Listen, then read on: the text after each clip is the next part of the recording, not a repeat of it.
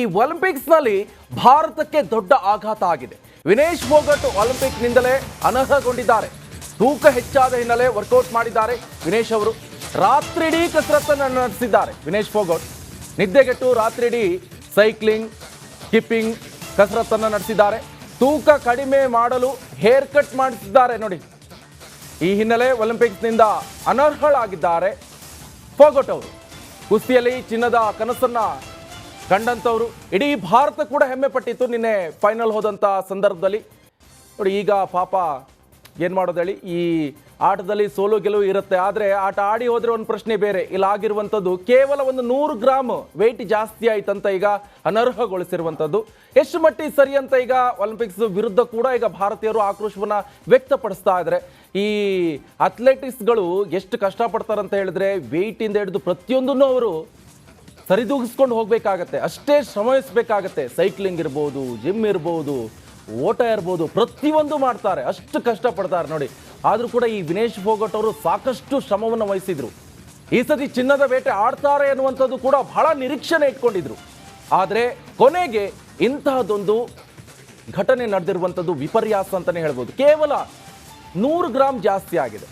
ಈಗ ನೈಟ್ ಊಟ ಮಾಡಿದ್ರೆ ಅಥವಾ ಬೇರೆ ಏನಾದರೂ ತಿಂದರೆ ಈ 100 ಗ್ರಾಮ್ ಜಾಸ್ತಿ ಆಗುತ್ತೆ. ಈಗ ಈ ಕುಸ್ತಿ ಆಡಿಸೋ ಸಂದರ್ಭದಲ್ಲಿ ವೆಯ್ಟ್ ತೂಕ ಮಾಡ್ತಾರೆ. ಆ ಸಂದರ್ಭದಲ್ಲಿ 100 ಗ್ರಾಮ್ ಜಾಸ್ತಿ ಆಯ್ತಂತ ಈಗ ಅನರ್ಹ ಮಾಡಿದ್ದಾರೆ. ಬಟ್ ಇದರ ವಿರುದ್ಧ ಕೂಡ ಸಾಕಷ್ಟು ಪರವಿರೋಧ ಚರ್ಚೆಗಳು ಕೂಡ ವ್ಯಕ್ತವಾಗ್ತಾ ಇದೆ. ನಿನ್ನೆ ಇಡೀ ಪಾಪ ಅವರು ನಿದ್ದೆಗೆಟ್ಟು ಸೈಕ್ಲಿಂಗ್ ಮಾಡಿದ್ರು, ಸ್ಕಿಪ್ಪಿಂಗ್ ಮಾಡಿದ್ರು, ಎಲ್ಲವೂ ಕೂಡ ಮಾಡಿದ್ರು. ಆದರೂ ಕೂಡ ಅವರ ಕನಸು ಭಗ್ನ ಆಗೋಯ್ತು.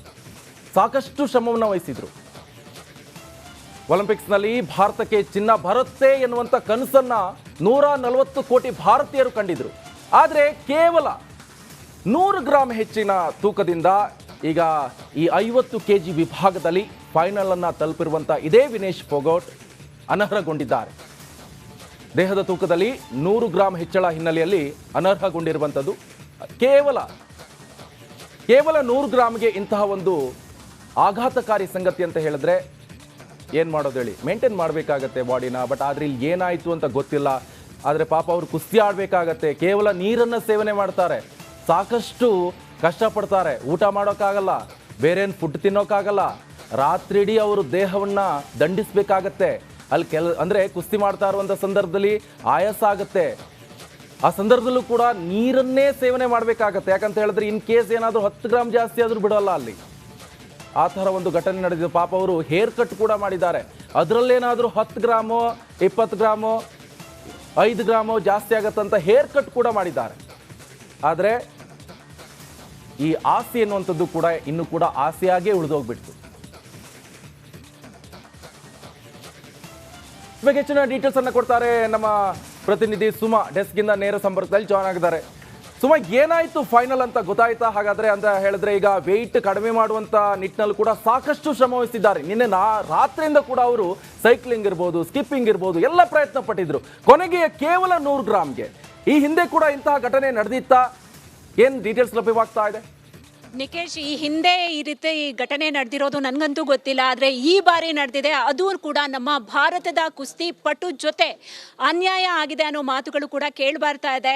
ಸೆಮಿಫೈನಲ್ ಪಂದ್ಯದ ನಂತರ ವಿನೇಶ್ ಫೋಗಟ್ ಅವರು ಅವರ ತೂಕವನ್ನು ಚೆಕ್ ಮಾಡಿದ್ರು. ಆಗ ತೂಕ ಹೆಚ್ಚಾಗಿರೋದು ಕಂಡುಬಂದಿತ್ತು. ಇದಕ್ಕೋಸ್ಕರ ಅವರು ರಾತ್ರಿ ಇಡೀ ಕಸರತ್ತನ್ನು ಮಾಡಿದ್ದಾರೆ. ಜೊತೆಗೆ ಅವರ ಹೇರ್ ಕಟ್ ಕೂಡ ಮಾಡಿದ್ದಾರೆ ಅನ್ನೋ ಮಾಹಿತಿಯನ್ನು ಅವರ ಕೋಚ್ ಇವಾಗ ಹೊರ ಹಾಕಿರೋದು. ಜೊತೆಗೆ ಇವತ್ತು ಫೈನಲ್ ಪಂದ್ಯ ಮುಂಚೆ ತೂಕ ಚೆಕ್ ಮಾಡಲಾಗುತ್ತೆ. ಆಗ ಅವರ ಡ್ರೆಸ್ಸನ್ನು ಕೂಡ ಚಿಕ್ಕದಾಗಿ ಮಾಡಲಾಗಿತ್ತು, ಹೇರ್ ಕಟ್ ಮಾಡಲಾಗಿತ್ತು, ಜೊತೆಗೆ ಸೈಕ್ಲಿಂಗ್ ಮಾಡಿದ್ರು, ಜೊತೆಗೆ ಸ್ಕಿಪ್ಪಿಂಗ್ ಮಾಡಿದ್ರು. ಆದರೂ ಕೂಡ ಅವರ ವೇಟ್ 150 ಗ್ರಾಮ್ ಜಾಸ್ತಿ ಆಗಿತ್ತು. ಇದೇ ಕಾರಣದಿಂದ ಅವರನ್ನು ಒಲಿಂಪಿಕ್ಸ್ನಿಂದ ಡಿಸ್ಕ್ವಾಲಿಫೈ ಮಾಡಲಾಗಿದೆ ಅನ್ನೋ ಮಾತನ್ನು ಅವರ ಕೋಚ್ ಮತ್ತು PT ಉಷಾ, IOEಯ ಅಧ್ಯಕ್ಷೆ PT ಉಷಾ ಅವರು ಮಾತನಾಡುವಂತಹ ಸಂದರ್ಭದಲ್ಲಿ ಹೇಳಿದರು. ಜೊತೆಗೆ ನಮ್ಮ ಹತ್ರ ಏನು ಪಾಸಿಬಿಲಿಟಿ ಇದೆ, ಇವತ್ತು ಫೈನಲ್ ಆಡಿಸ್ಲೇಬೇಕು ಅಂತ ಹೇಳಿ ಪಣ ತೊಟ್ಟಿದ್ವಿ. ಇದಕ್ಕೋಸ್ಕರ ನಮ್ಮ ಕೈಲಿ ಏನೇನು ಆಗುತ್ತೆ ಅದೆಲ್ಲವನ್ನ ಕೂಡ ಮಾಡಿದ್ವಿ. ಆದರೆ ಕೊನೆಯದಾಗಿ ಅವರ ಕೊನೆಯ 150 ಗ್ರಾಮ್ KG ಅಂದರೆ ಗ್ರಾಮನ್ನು ಕಡಿಮೆ ಮಾಡೋದಕ್ಕೆ ಆಗಿಲ್ಲ ಬ್ಯಾಡ್ ಲಕ್. ಇದರಿಂದ ಅವರು ರಾತ್ರಿ ಎಲ್ಲ ಕಸರತ್ತು ಮಾಡಿದ್ರಿಂದ ಅವರು ಇವಾಗ ಹಾಸ್ಪಿಟಲ್ನಲ್ಲಿ ಅವರಿಗೆ ಚಿಕಿತ್ಸೆಯನ್ನು ಕೊಡಲಾಗ್ತಾ ಇದೆ. ಅವರಿಗೆ ಬೂಸ್ಟ್ ತುಂಬುವಂತಹ ಕೆಲಸವನ್ನು ನಾವು ಮಾಡ್ತಾ ಇದ್ದೀವಿ ಅಂತ ಹೇಳಿ ಅವರ ಕೋಚ್ ಮತ್ತು PT ಉಷಾ ಅವರು ಹೇಳಿದ್ದಾರೆ. Nikesh. Okay, thank you Suma. ಈಗ ಒಲಿಂಪಿಕ್ಸ್ನಿಂದ ಅನರ್ಹಗೊಂಡಿದ್ದಾರೆ, ಓಕೆ, ಆದರೆ ಭಾರತೀಯರ ಪ್ರೀತಿ ವಿಶ್ವಾಸವನ್ನು ಗೆದ್ದಿದ್ದಾರೆ. ಇನ್ನು ಕೂಡ ಅದು ಕಂಟಿನ್ಯೂ ಆಗಲಿ, ಅವರ ಆರೋಗ್ಯ ಕೂಡ ಸುಧಾರಿಸಲಿ ಅನ್ನೋಂಥದ್ದು ಕೂಡ ನಮ್ಮೆಲ್ಲರ ಆಶೆ ಆಗಿರುವಂಥದ್ದು. ಈಗ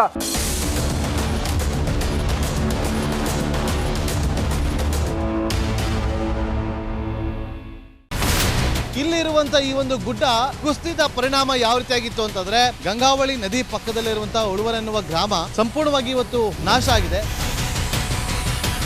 ಮನೆ ಮಠ ಏನಿಲ್ಲ, ಎಲ್ಲ ಹೋಗ್ಬಿಟ್ಟಿದೆ. ಇವತ್ತು ರಿಪಬ್ಲಿಕ್ ಕನ್ನಡ ಮಾಡಿದಂತ ಒಂದು ವರದಿಯಿಂದಾಗಿ ಎಚ್ಚೆತ್ತುಕೊಳ್ಳುವಂತ ಕೆಲಸ ಸರ್ಕಾರ ಮಾಡಿದೆ, ಸಚಿವರು ಕೂಡ ಮಾಡಿದ್ದಾರೆ. 2 ಗಂಟೆಗೆ ಸುದ್ದಿ ಮೂಡಿಸಿದ್ದು 6 ಗಂಟೆಗೆ ಎಲ್ಲ ಸಚಿವರು ಮಿನಿಸ್ಟರ್ ಎಲ್ಲ ಬಂದು ಇಲ್ಲಿ ನೋಡೋಗಿದ್ದಾರೆ. ಎಲ್ಲಾ ಜನರಿಗೂ 1,20,000 ಮತ್ತೆ ಅವರಿಗೆ ಮನೆಗೆ 5 ಲಕ್ಷ. ಈ ಸುದ್ದಿಯನ್ನ ಎಲ್ಲ ಒಂದು ಅಧಿಕಾರಿಗಳಿಗೆ ಮೂಡಿಸಿದ್ದಕ್ಕಾಗಿ ರಿಪಬ್ಲಿಕ್ ಕನ್ನಡ ಟಿವಿಗೆ ಧನ್ಯವಾದ ಹೇಳಿ ಇಷ್ಟಪಡ್ತೇವೆ. ಮನೆನೂ ಕೊಡ್ತೇವೆ, ಮಕ್ಕಳಿಗೆ ಶಿಕ್ಷಣಕ್ಕೆ ತೊಂದರೆ ಆಗದೆ ಇದ್ದಂಗೆ ಹೆಲ್ಪ್ ಮಾಡ್ತೇವೆ. 1,20,000 ಮನೆ ಯಾರ್ದ್ರ ಡ್ಯಾಮೇಜ್ ಆಗಿದೆ ಅದನ್ನ ಕೊಡ್ತೀವಿ ಅಂತ ಒಪ್ಕೊಂಡಿದ್ದಾರೆ. ನಮ್ಮ ಕಷ್ಟಕ್ಕೆ ನೀವು ರಿಪಬ್ಲಿಕ್ ಕನ್ನಡದವರಾದಂತ ನೀವು ನೆರವಾಗಿರ್ತ ನಾವು ನಂಬಿದ್ದೇವೆ. ಅವರಿಗೆ ಸೂರನ್ನ ಕಲ್ಪಿಸಿ ಕೊಡೋವರೆಗೂ ಕೂಡ ರಿಪಬ್ಲಿಕ್ ಕನ್ನಡ ಅವರಿಗೆ ಧ್ವನಿಯಾಗಿ ನಿಲ್ಲುವಂತ ಕೆಲಸವನ್ನ ಮಾಡ್ತೇವೆ.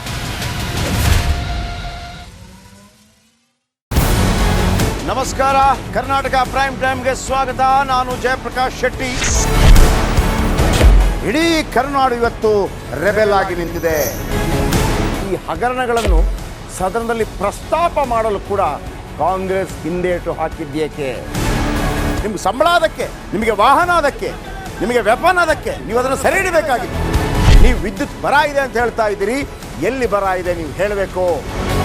ಪಾಕಿಸ್ತಾನ್ ಆಕ್ಯುಪೈಡ್ ಕಾಶ್ಮೀರ್ ಅದು ಎಂದೆಂದಿಗೂ ನಮ್ಮದು. 40 ಮೆಷಿನ್ಗಳು ತಂದಿತ್ತು ನೋಟ್ ಎಣಿಸುವುದಕ್ಕೆ, ಅದೇ ಹಾಳಾಯಿತು. ಮಥುರಾದ ಗಲಾಟೆ ಇದೆಯಲ್ಲ, ಅದು ಸ್ಥಳೀಯವಾಗಿ ಕೂತು ಪರಿಹರಿಸಬಹುದಾದಂಥ ಕಾನೂನಿದೆ. ಗ್ಯಾರಂಟಿ ಯೋಜನೆಯಿಂದ ನಷ್ಟ ಆಗಿದೆ, ಲಾಭ ಆಗಿದೆ, ದಯವಿಟ್ಟು ಹೇಳಿ. Dawood Ibrahim most wanted criminal ಯಾವಾಗಾದ ಅಂದರೆ ಇಲ್ಲಿ ತನಕ ಭಾರತ ದೇಶದಲ್ಲಿ ಓರ್ವ ದಲಿತ ಪ್ರಧಾನಿಯಾದಂಥ ಇತಿಹಾಸವೇ ಇಲ್ಲ. ರಿಪಬ್ಲಿಕ್ ವರ್ಲ್ಡ್ ಆಪ್ ಇದು ಕೇವಲ ಅಪ್ಲಿಕೇಶನ್ ಅಲ್ಲ, ಸಮಗ್ರ ಸುದ್ದಿಗಳ ಸಂಪರ್ಕ ಮಾರ್ಗಕ್ಕೆ ಕ್ರಾಂತಿಕಾರಿ ಬದಲಾವಣೆ. ರಿಪಬ್ಲಿಕ್ ವರ್ಲ್ಡ್ ಆಪ್ ಕೇವಲ ಸುದ್ದಿ ಅಪ್ಲಿಕೇಶನ್ ಅನ್ನ ಪರಿಚಯ ಮಾಡ್ತಾ ಇಲ್ಲ, ಬದಲಾಗಿ ಡಿಜಿಟಲ್ ಸುದ್ದಿ ಬಳಕೆಯ ಹೊಸ ಯುಗಕ್ಕೆ ನಾಂದಿ ಹಾಡ್ತಾ ಇದೆ. ಇದೊಂದು ಬ್ರೇಕಿಂಗ್ ನ್ಯೂಸ್, ಪ್ರಭಾವಶಾಲಿ ಕಾರ್ಯಕ್ರಮಗಳಿಗೆ ಗಟ್ಟಿಯಾದ ವೇದಿಕೆ. ರಿಪಬ್ಲಿಕ್ ವರ್ಲ್ಡ್ ಅಪ್ಲಿಕೇಶನ್ ಈಗ ಲೈವ್ ಆಗಿದೆ. ಗೂಗಲ್ ಪ್ಲೇ ಸ್ಟೋರ್ ಮತ್ತು ಆಪಲ್ ಆಪ್ ಸ್ಟೋರ್ ಎರಡರಲ್ಲೂ ಲಭ್ಯವಿದೆ. ಈಗಲೇ ಡೌನ್ಲೋಡ್ ಮಾಡಿ.